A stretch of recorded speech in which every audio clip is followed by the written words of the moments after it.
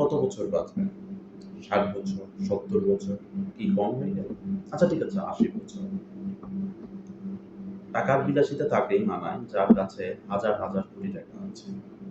যার কাছে শখানেক টাকা আছে কিংবা হাজার খানেক, তাকে কিন্তু টাকার বিলাসিতা মানায় না।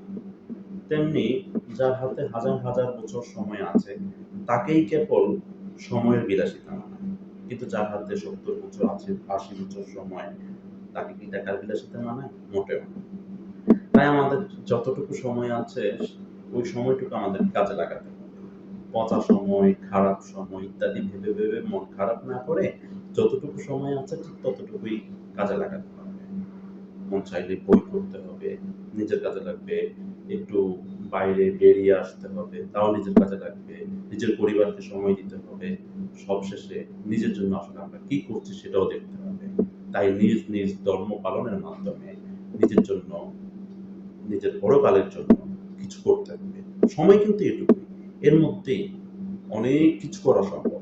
শুধু একটা কিছু করা যাবে না, সেটা হচ্ছে সময় অপচয়। ধন্যবাদ।